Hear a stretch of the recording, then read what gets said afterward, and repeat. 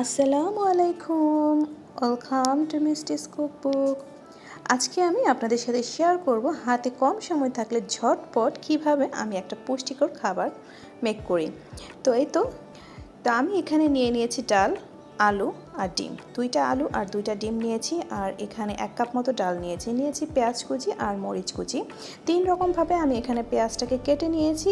একটা ছোটো করে কাটা পেঁয়াজটা আমি ডিম ভাজবো সেজন্য কেটেছি, আর একটা পেঁয়াজ কেটেছি ফোড়নের জন্য, আর বাকি একটা পোর্শন আমি রেখেছি এই ডালটা মিক্স করে কুক করার জন্য। আর ডেকোরেশনের জন্য এখানে জেলাপেনও আমি ইউজ করছি।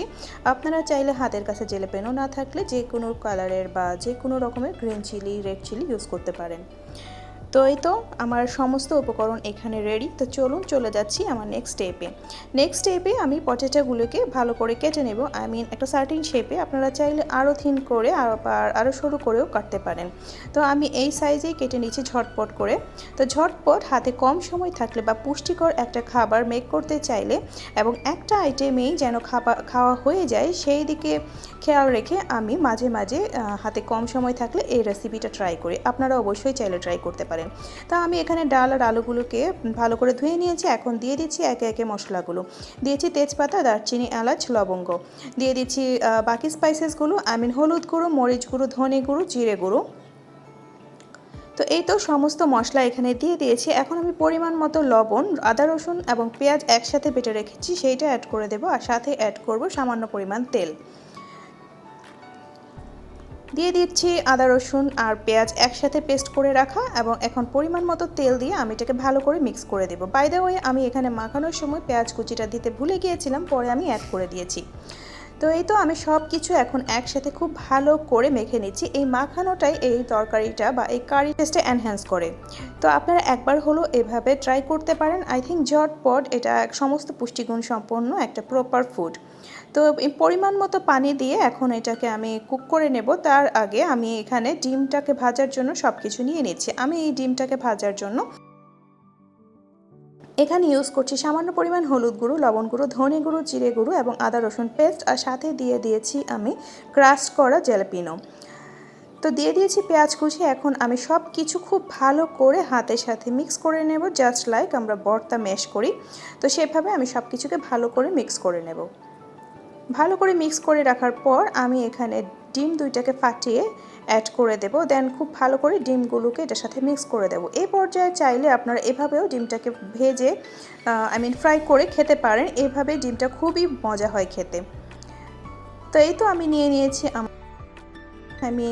2টা ডিম আমি যে রেখেছিলাম সেই 2টা ডিম আমি এখানে ফেটিয়ে নিয়েছি। এখন আমি এগুলোকে ভালো করে সব কিছু একসাথে মিক্স করে নেব।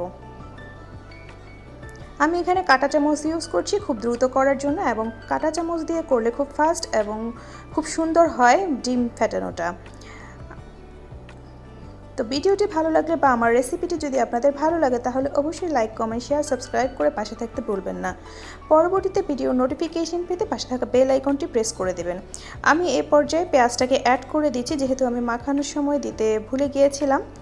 তো এই তো আমার রেডি হয়ে গেছে সমস্ত প্রসেস।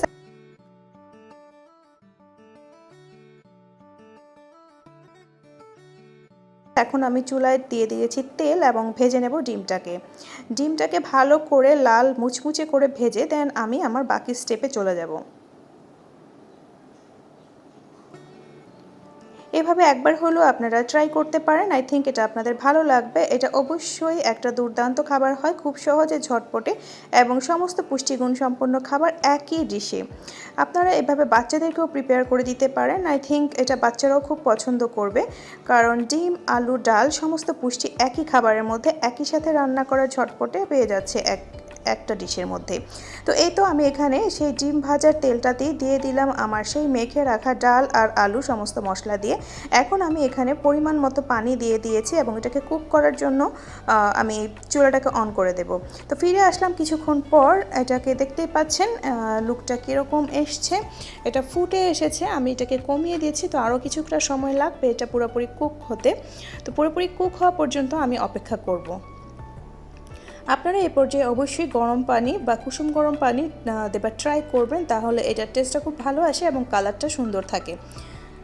তো এই তো এটা অলমোস্ট হয়ে গেছে। আমি এই পর্যায়ে এটাকে নামিয়ে আমি ফোড়ন দিয়ে নিব একই প্যানে। লবণ মশলা সব কিছু একদমই পারফেক্ট ছিল। আমি এই পর্যায়ে এটাকে ফোড়নের জন্য রেডি করে নিচ্ছি। তো আমি এখানে আজকে জিরে আর মৌরি দিয়ে ফোড়ন দিচ্ছি, আপনারা চাইলে 5 ফোড়ন দিয়েও এই ফোড়নটা দিতে পারেন। তো দিয়ে দিলাম এখানে মৌরি আর জিরে দেওয়ার পর কেটে রাখা পেঁয়াজ। এখন পেঁয়াজগুলোকে আমি হালকা ব্রাউন করে ভেজে নেব।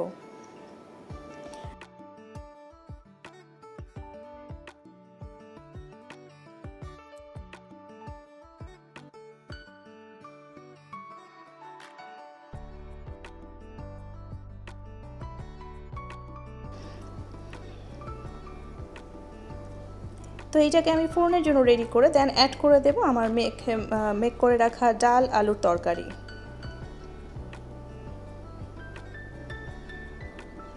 এভাবে একবার হলো আপনারা ট্রাই করতে পারেন, আই থিঙ্ক আপনাদের ভালো লাগবে। তো ভিডিওটি বা আমার রেসিপিটি যদি আপনাদের ভালো লেগে থাকে তাহলে অবশ্যই লাইক কমেন্ট শেয়ার সাবস্ক্রাইব করে পাশে থাকবেন। পাশে থাকা বেল আইকনটি প্রেস করে দেবেন পরবর্তীতে নতুন ভিডিওর নোটিফিকেশন পেতে।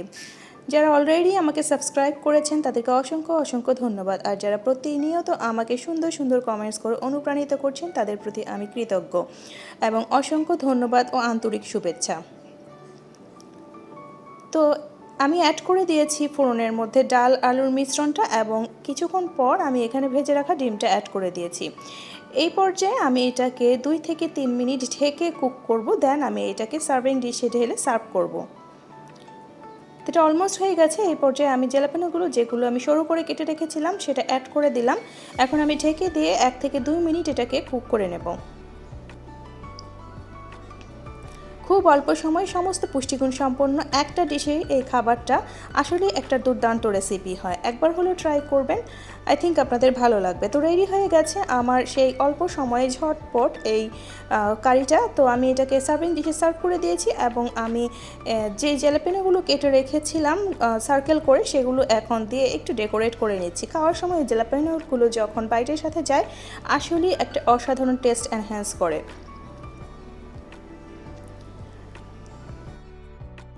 Thanks for watching. পরবর্তীতে চলে আসবো আবারও নতুন কোনো ভিডিওর সাথে। সে পর্যন্ত ভালো থাকবেন, সুস্থ থাকবেন। আল্লাহ হাফেজ।